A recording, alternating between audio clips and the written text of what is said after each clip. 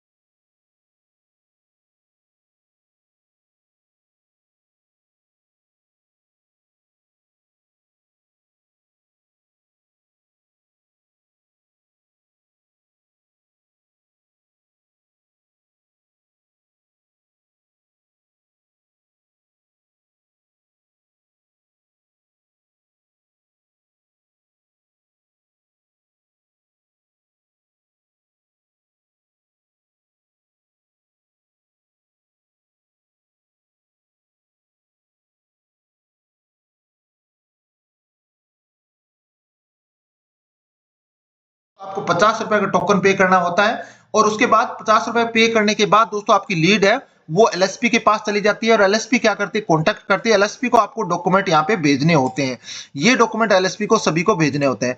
अब मेन दोस्तों यहाँ पे ये आ रहा है कि एनेक्जर जो है जो 4 है कहाँ मिलेगा। दोस्तों यहाँ पे आप एलएसपी से कॉन्टैक्ट कर सकते हैं या फिर दोस्तों imitra.rajasthan.go.in इस साइट पे आप लोग जा सकते हो। और इस साइट पे जाने के बाद दोस्तों नीचे नीचे लास्ट में आपको यहाँ पे इस साइट पे जाते हैं तो यहाँ आरएफपी सिलेक्ट करना, आरएफपी और सिलेक्टेड सर्विस प्रोवाइडर यहाँ पे दिखाई दे रहा है, इसको आप लोग डाउनलोड कर लेना है यहाँ पे। और दोस्तों यहाँ पे या फिर दोस्तों की जो नेटेरी वगैरह है उनके पास भी मिल जाता है, यहाँ पे आपको डाउनलोड करने क्लिक कर डाउनलोड करते हैं और यहाँ पेज नंबर आपको जाना है दोस्तों, पेज नंबर 61 नंबर पेज पे जाना है इसमें। और 61 नंबर पेज पे ये वाला आपको आरएफपी मिलेगा, जो आरएफपी 14 नंबर जो है आपको एनेक्जर 4 है, ये वाला आपको फॉर्मेट मिलेगा।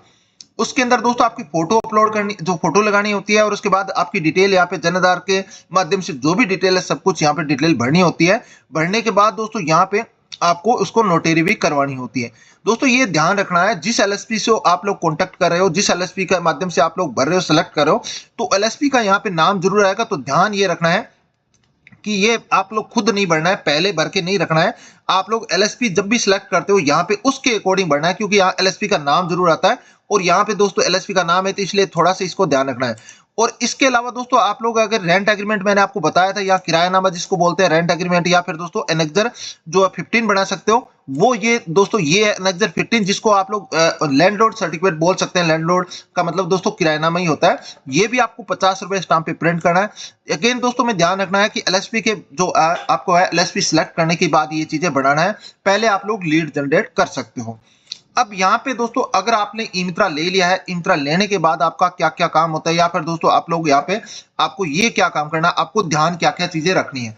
दोस्तों ई मित्रा लेने के बाद आपको एक और एग्रीमेंट बनाना होता है, एग्रीमेंट बिटवीन आपके और जो एलएसपी है उसका भी एग्रीमेंट अभी नई जो आरएफपी है, नई गाइडलाइंस है उसके अकॉर्डिंग भी दे दिया गया है। यहाँ पे जो एग्रीमेंट आपको करना होगा, तो एग्रीमेंट में दोस्तों शर्तें आपको पता होनी चाहिए, आपको क्या क्या पहले से पता होना चाहिए। और दोस्तों सबसे बड़ी बात है कि ई मित्रा लेने से पहले पता हो तो बढ़िया रहता है, क्योंकि आपने कोई चीजें करनी होती है और इसकी अकॉर्डिंग अपने को सारा काम करना होता है। तो एग्रीमेंट में दोस्तों बहुत सारी चीजें यहाँ पे लिखी हुई है, तो मैं आपको यहाँ पे एक एक चीजें बता सकता हूँ। दोस्तों आपका जो एग्रीमेंट है वो एलएसपी के माध्यम से होता है, इसके अंदर आपको बहुत सारी रिस्पॉन्सिबिलिटी करनी होती है। दोस्तों जो भी काम करते हो उसका एक आपको यहाँ पे फिक्स कमीशन दिया जाता है गवर्नमेंट के द्वारा। जैसे आप लोग 50 रुपए का टोकन है तो उसका फिक्स कमीशन आपको मिलेगा।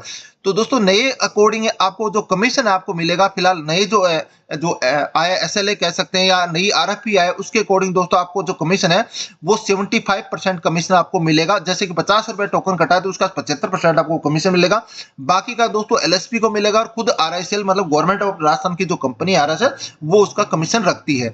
दोस्तों उसके अंदर भी 75% के अंदर भी दोस्तों कुछ आपका टीडीएस भी कट जाता है और 10% है आपका दोस्तों यहाँ पे जो सिक्योरिटी मनी भी कट जाता है, वो आपको इसके जो कट के है आपका कमीशन आपको जारी कर दिया जाता है।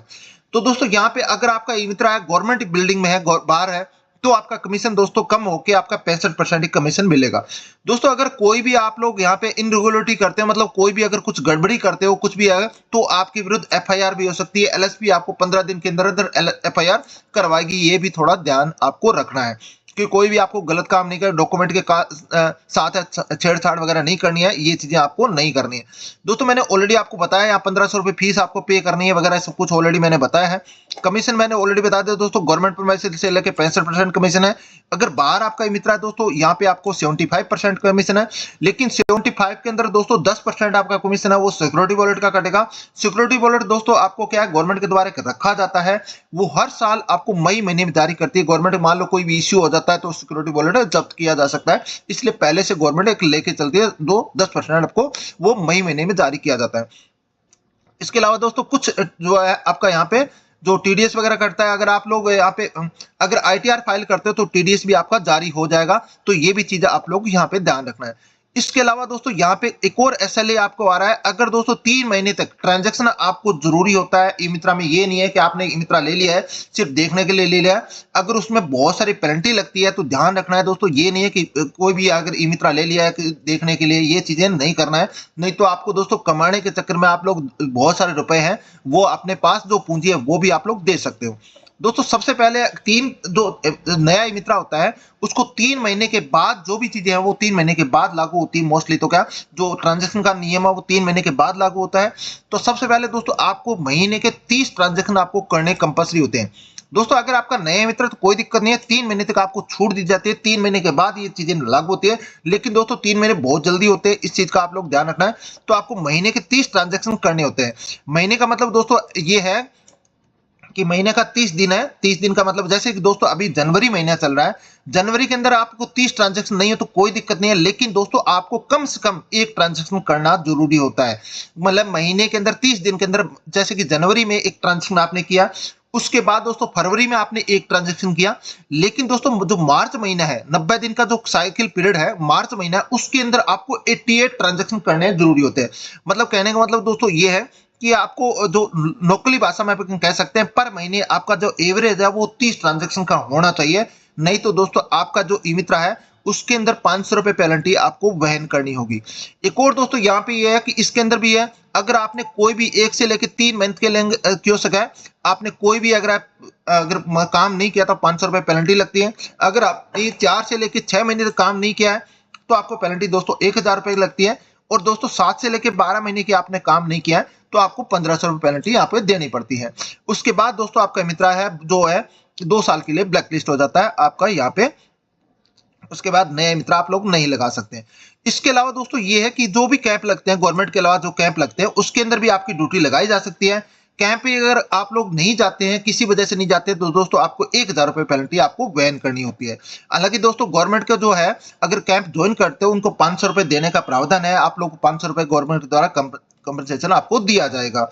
इसके अलावा दोस्तों यहाँ पे ये है कि आपको अगर आपका ई मित्रा कहीं दूसरी जगह आप लोग चला रहे हो, जैसे कि आपने पहले से अगर कहीं पे ई मित्रा लगा रखा आपने और आप दुकान दूसरी जगह लगा रहे हो, तो दोस्तों आपको यहाँ पे उसकी है 1000 रुपए पेनल्टी आपको गवर्नमेंट के द्वारा लगाई जाती है। तो दोस्तों ध्यान रखना है, जो भी आप लोग है ई मित्रा है वो आपको सही एड्रेस पे आपको काम करना है, वहीं पे बैठ के आपको काम करना है, नहीं तो 1000 रुपए पेनल्टी आपको लगाई जा सकती है। इसके अलावा दोस्तों कोई भी ओवर चार्जिंग नहीं करना है। ओवर चार्जिंग आपको करते हैं दोस्तों 5000 रुपए से लेके 15000 रुपए पेनल्टी आपको लगती है।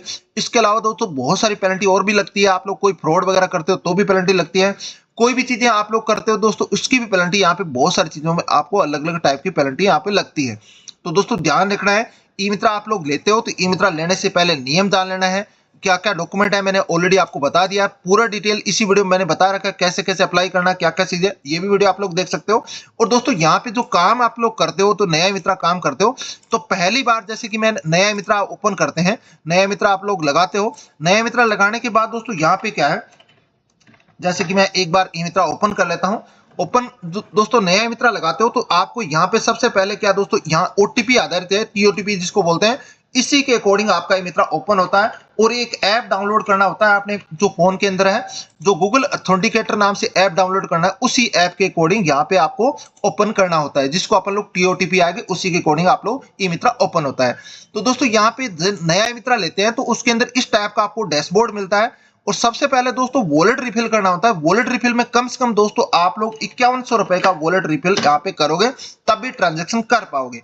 मतलब कहने का मतलब दोस्तों ये है कि अगर आपने कोई भी मित्रा स्टार्ट किया, नया मित्रा स्टार्ट किया है, तो पहला ट्रांजैक्शन करते टाइम आपके वॉलेट के अंदर कम से कम 5100 रुपए होना चाहिए, मतलब 5000 रुपए आपके वॉलेट के अंदर होना चाहिए, तभी आप लोग काम कर पाओगे। तो दोस्तों कम से कम आप लोग 5100 रुपए डालें, उसके बाद आपका पहला टोकन कटेगा, उसके बाद दोस्तों आप लोग काम कर पाओगे। नहीं तो अगर आपने कम पैसे डाले तो आप लोग यहाँ पे काम नहीं कर पाओगे। तो ये थोड़ा सा चीजें ध्यान रखना है। इसके अलावा दोस्तों यहाँ पे ऑलरेडी मैंने सारी चीजें अपलोड, जो वीडियो मैंने ऑलरेडी बता दिया है, होम पेज में क्या क्या काम होता है, यहाँ पे क्या क्या ऑप्शन कैसे कैसे आता है, ये भी आप लोग देख सकते हो। तो दोस्तों लगभग मैंने सारी चीजें डिटेल बता दी है आपको, कैसे ई मित्रा लगाना है, क्या क्या कुछ करना है, क्या क्या नियम होते हैं, वो लगभग मैंने सारी चीजें आपको बता दी है। फिर भी आपके कोई भी क्वेश्चन है तो मुझे वीडियो के कमेंट सेक्शन में पूछ सकते हो, वहां में मैं जरूर आपकी हेल्प करूंगा। थैंक यू दोस्तों, गुड बाय।